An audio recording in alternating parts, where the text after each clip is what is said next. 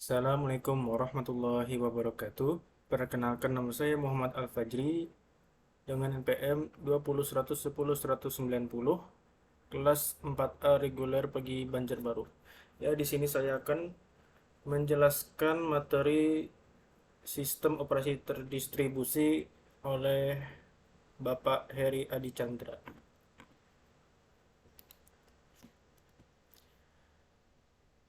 Latar belakang.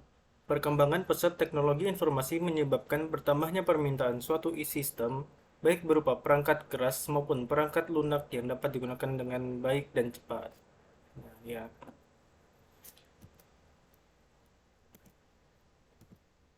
Permintaan yang terus bertambah ini tidak sebanding dengan kemampuan perangkat keras yang ada. Salah satu cara untuk mengatasi hal itu dibuat pengembangan di sisi perangkat lunak dengan membuat suatu sistem virtual di mana beberapa perangkat keras atau komputer dihubungkan dalam jaringan dan diatur oleh sebuah sistem operasi yang mengatur seluruh proses yang ada pada setiap komputer tersebut sehingga memungkinkan proses berjalan dengan cepat. Dari crawling ke building an index, calculating referensi dan ranking, kemudian serving result. Ya. Sistem operasi yang mengatur proses ini sering disebut sebagai sistem operasi terdistribusi atau distributed operating system. Sistem operasi terdistribusi ini sekarang menjadi tren, terutama untuk riset yang kadang membutuhkan CPU yang sangat cepat untuk melakukan perhitungan yang sangat kompleks. Suatu sistem operasi terdistribusi yang sejati adalah yang berjalan pada beberapa buah mesin yang tidak melakukan sharing memori tetapi terlihat bagi user sebagai satu buah komputer single. Pengguna tidak perlu memikirkan keberadaan perangkat keras yang ada seperti prosesor. Contoh dari sistem seperti ini adalah Amoeba. Begini gambarnya. Sistem operasi terdistribusi berbeda dengan sistem operasi jaringan. Sistem operasi jaringan memiliki ciri-ciri sebagai berikut. Tiap komputer memiliki sistem operasi sendiri. Tiap PC memiliki sistem file sendiri di mana data disimpan. Sistem operasi tiap komputer dapat berbeda-beda atau heterogen. Pengguna harus memikirkan keberadaan komputer lain yang terhubung dan harus mengakses, biasanya menggunakan remote login atau telnet. File system dapat digunakan dengan dukungan NFS. Ya, ini arsitektur distributed OS ya.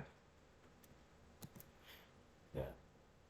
SO adalah sistem operasi atau OS adalah sekumpulan software yang mengatur sumber daya di hardware komputer dan memberikan layanan bagi program komputer. Sistem operasi merupakan komponen penting dari sistem perangkat lunak dalam sebuah komputer. Program aplikasi biasanya membutuhkan sistem operasi untuk bisa berfungsi. Untuk fungsi hardware seperti input atau output dan alokasi memori, sistem operasi berfungsi sebagai perantara antara program dengan komputer hardware. Meskipun demikian, aplikasi dijalankan secara langsung oleh hardware dan biasanya akan melakukan sistem call ke fungsi OS atau diinterupsi oleh OS tersebut. SO modern. Sistem operasi dapat ditemukan di hampir semua alat yang mempunyai fungsi komputer mulai dari handphone, video game hingga superkomputer dan web server. Contoh sistem operasi modern: Android, BSD, iOS, Linux, Mac OS X, Microsoft Windows, and IBM. Semuanya kecuali Windows dan Z atau OS mempunyai akar yang sama yaitu Unix. Tipe sistem operasi real time. Sistem operasi real time adalah sebuah sistem operasi multitasking yang ditujukan untuk menjalankan aplikasi real time. Sistem operasi real time biasanya menspesialisasikan pada algoritma scheduling atau penjadwalan sehingga mereka dapat mencapai perilaku yang deterministik. Tujuan utama sebuah sistem operasi real time adalah respons yang cepat dan dapat diprediksi untuk berbagai kejadian. Sistem operasi ini dirancang berdasarkan event driven atau time sharing atau keduanya.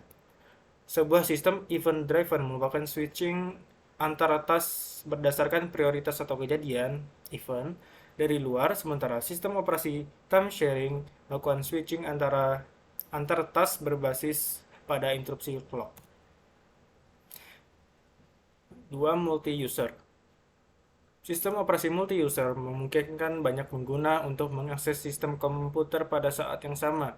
Sistem time sharing dan server di internet dapat dikategorikan sebagai sistem multi-user karena mereka memungkinkan banyak pengguna untuk mengakses komputer dengan cara berbagai waktu, sharing time. Sistem operasi single user hanya satu pengguna, tapi dapat menjalankan multiple program pada saat yang sama.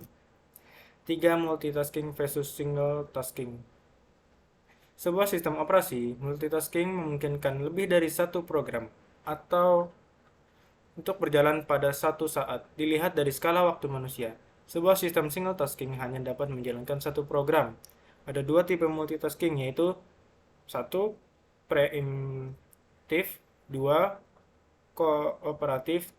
Pada preemptif multitasking, SO akan membagi CPU time dan mendedikasikan satu slot untuk setiap program. Di SO Unix-like seperti Solaris dan Linux, biasanya mendukung preemptif multitasking seperti juga Amiga OS. Kooperatif multitasking dapat dicapai dengan cara saling mengandalkan satu sama lain untuk memberikan waktu atau slot time ke proses yang lain dengan aturan yang baku.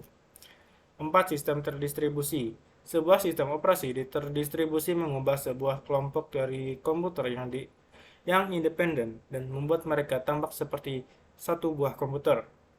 Dengan perkembangan jaringan komputer memungkinkan sambungan dan komunikasi satu sama lain untuk membangun distributed computing. Komputasi terdistribusi dilakukan oleh lebih dari satu mesin.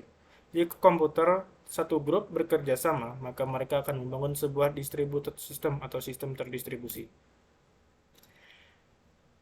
5. Sistem embedded. Sistem operasi embedded dirancang untuk digunakan di sistem komputer embedded. Sistem operasi embedded dioperasikan di mesin kecil seperti PDA, Personal Digital Assistant, atau smartphone. Sistem operasi ini dapat beroperasi dengan sumber daya yang sangat terbatas, seperti operasi ini dirancang agar sangat kecil dan efisien. Contoh dari sistem operasi ini adalah OpenWRT. Sistem operasi terdistribusi. Sistem operasi terdistribusi adalah salah satu implementasi dari sistem terdistribusi, di mana sekumpulan komputer dan prosesor yang heterogen terhubung dalam satu jaringan. Koleksi-koleksi dari objek-objek ini secara tertutup bekerja secara bersama-sama untuk melakukan suatu tugas atau pekerjaan tertentu. Tujuan utamanya adalah untuk memberikan hasil secara lebih, terutama dalam file system, namespace, waktu pengolahan, keamanan akses ke seluruh resource seperti prosesor, memori penyimpanan sekunder, dan perangkat keras. Sistem operasi terdistribusi bertindak sebagai sebuah infrastruktur atau rangka dasar untuk network transparent resource management. Infrastruktur mengatur low-level resource seperti prosesor, memori, network interface, dan peripheral device yang lain untuk menyediakan sebuah platform untuk pembentukan atau penyusunan higher level resource seperti spreadsheet, electronic mail message, Windows. Manfaat sistem operasi terdistribusi. Shared resource. Walaupun perangkat sekarang sudah memiliki kemampuan yang cepat dalam proses-proses komputasi, atau misal dalam mengakses data, tetapi pengguna masih saja menginginkan sistem berjalan dengan lebih cepat. Apabila hardware terbatas, kecepatan yang diinginkan user dapat diatasi dengan menggabung perangkat yang ada dengan sistem DOS. Manfaat komputasi. Salah satu keunggulan sistem operasi terdistribusi ini adalah bahwa komputasi berjalan dalam keadaan paralel. Proses komputasi ini dipecah dalam banyak titik yang mungkin berupa komputer pribadi, prosesor tersendiri, dan kemungkinan perangkat prosesor yang lain. Sistem operasi terdistribusi ini bekerja baik dalam memecah komputasi ini dan baik pula dalam mengambil kembali hasil komputasi dari titik-titik cluster untuk ditampilkan hasilnya. Reliabilitas.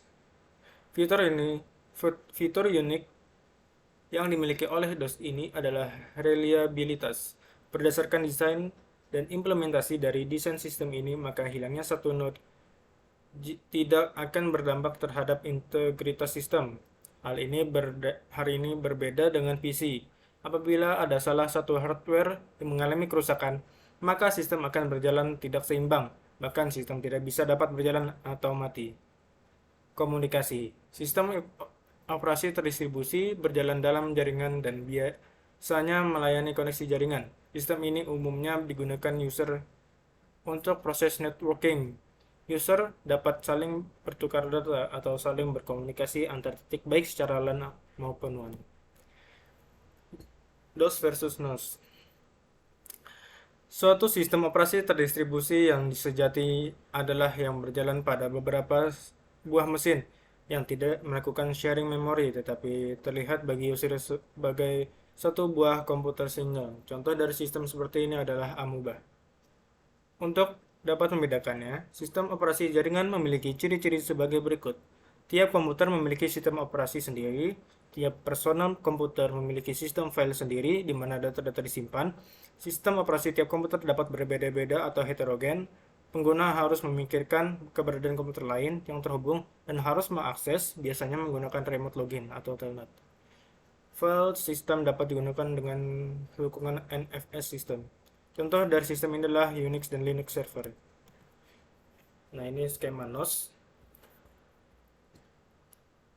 Network Operating System. Komunikasi kelompok. Dalam sistem tersebar, komunikasi dapat melibatkan banyak proses sekaligus, tidak hanya dua. Misalnya, sekelompok file server memberi layanan file dan menyediakan gabungan fault tolerance. Pada sistem fault tolerance, klien mengirim pesan ke semua server untuk menjamin dilayani oleh satu server. Contoh aplikasi sistem operasi terdistribusi.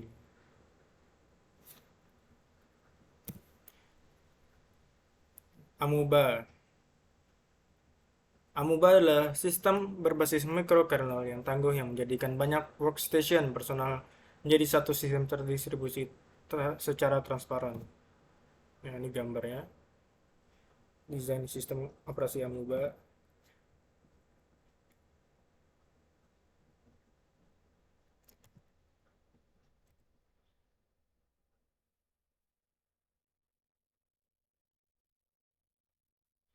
Amoeba is a powerful microkernel-based system that turns a collection of workstation or single-board computers into a transparent distributed system. It has been used in academia, industry, and government for about 5 years. A turn of the spark.